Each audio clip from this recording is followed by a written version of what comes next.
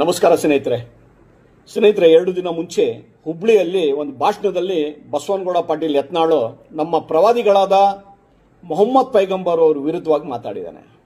ಇದು ನಾವು ಯಾವುದೇ ಕಾರಣಕ್ಕೂ ಸಹಿಸಲ್ಲ. ನಾವು ಇಷ್ಟು ದಿವಸ ಸಹಿಸ್ಕೊಂಡು ಬಂದೋ, ನಾವು ಇವನಿಗೆ ಹಿಂದೂ ಮುಸ್ಲಿಂ ಅಂತ ಮಾಡ್ಕೊಂಡೇ ಬಂದ.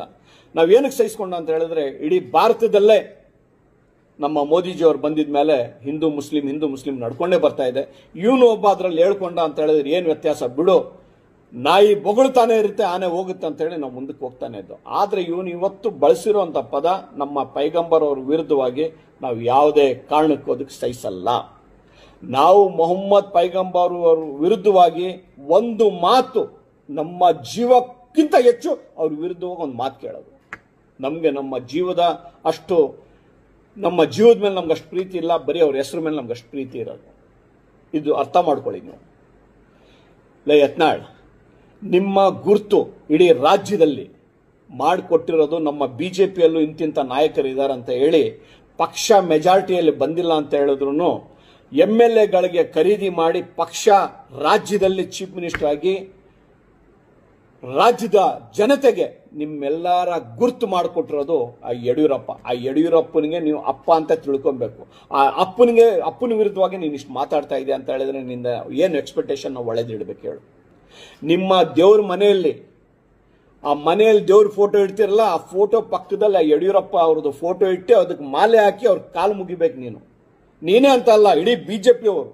ಯಾಕಂತ ಹೇಳಿದ್ರೆ ಮೆಜಾರಿಟಿಯಲ್ಲಿ ಇಲ್ದಿದ್ದ ಪಕ್ಷಕ್ಕೆ ಮೆಜಾರಿಟಿಯಲ್ಲಿ ತಂದು ಕುದುರೆ ವ್ಯಾಪಾರ ಮಾಡಿ ಇಡೀ ನಮ್ಮ ಬಿಜೆಪಿಲೂ ಇಂತಿಂತ ನಾಯಕರಿದ್ದಾರೆ ಅಂತ ಹೇಳಿ ತೋರಿಸ್ಕೊಟ್ಟಿರುವಂತ ನಾಯಕ, ಏಕಾಏಕಿ ನಾಯಕ ಯಾರಂತ ಹೇಳಿದ್ರೆ ಯಡಿಯೂರಪ್ಪ.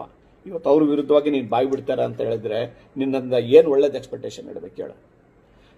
ಯತ್ನಾಳ್, ಯಾವುದೇ ಕಾರಣಕ್ಕೂ ನೀನು ತಿಳ್ಕೊ, ನೀನು ಇವತ್ತು ಏನು ಮಾಡಕ್ ಕೊಟ್ಟಿದ್ಯಾ ಅಂತ ಹೇಳಿದ್ರೆ ನಾನು ಜನಗಳಿಗೆ ತಿಳಿಸ್ತೀನಿ.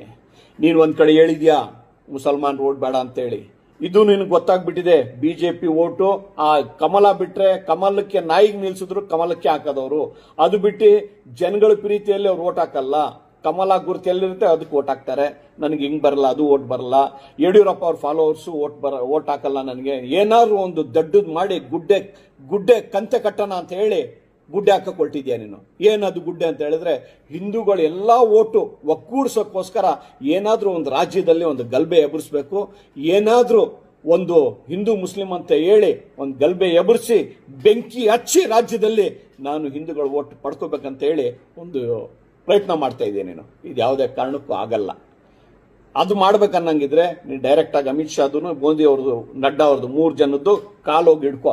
ನನಗೆ ಯಾವುದೇ ಕಾರಣಕ್ಕೂ ಬಿಜೆಪಿಯಿಂದ ತೆಗಿಬೇಡಿ, ನಾನು ಬಿಜೆಪಿ ಬಿಟ್ರೆ ನಾನು ಸೋತೋಗ್ತೀನಿ ಅಂತ ಹೇಳಿ. ಯತ್ನಾಳ್, ನೀನು ನಮ್ಮ ಪ್ರವಾದಿಯವ್ರ ಬಗ್ಗೆ ಹೇಳಿರೋ ಮಾತು, ಪದಗಳು ಬಳಸಿರೋದು ವಾಪಸ್ ತಗೊಬೇಕು ನೀನು.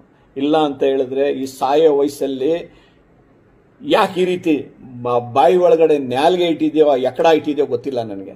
ಇಡೀ ಆ ಕರೋನಾ ಬಂದಿದ್ವಾಗಿಂದ 20 ವಯಸ್ಸು, 15 ವಯಸ್ಸು, 30 ವಯಸ್ಸು, 40 ವಯಸ್ಸು, 50 ವಯಸ್ಸು ಹಾರ್ಟ್ ಅಟ್ಯಾಕ್ ಬಂದು ಸತ್ತೋಗ್ಬಿಡ್ತಾ ಇದಾರೆ.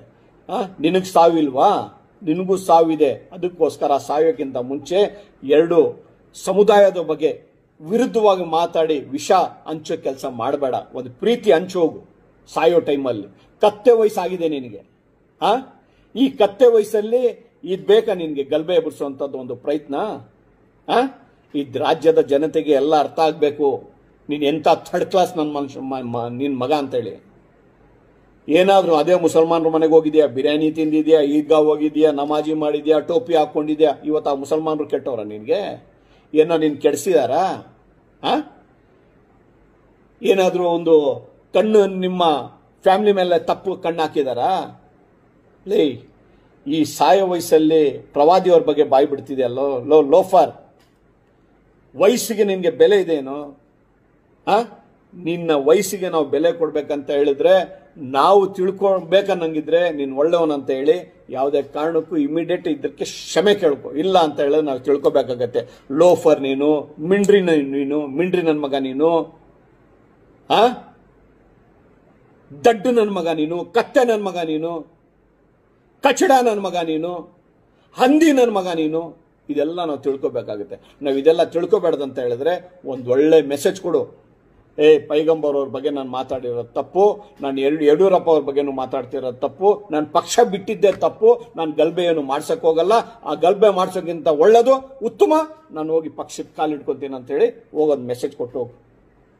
ಈ ವಯಸ್ಸಲ್ಲಿ ನಿನಗಿದು ಬೇಕೇನೋ ಯತ್ನಾಳ್? ನೀನ್ ಜನ್ಮಕ್ಕೆ ಮಣ್ಣಾಕ. ಸಾಯೋ ವಯಸ್ಸಲ್ಲೋ? ಯಾಕೆ ನೀನು ಇಂಜೆಕ್ಷನ್ ತಗೊಂಡಿಲ್ವಾ ಕರೋನಾದು? ತಗೊಂಡಿರ್ತಿದ್ರೆ ನನ್ಗನ್ಸುತ್ತೆ 5 ವರ್ಷ ಮುಂಚೆನೆ ಸತ್ತೋಗ್ತಿದ್ದೆ ನೀನು.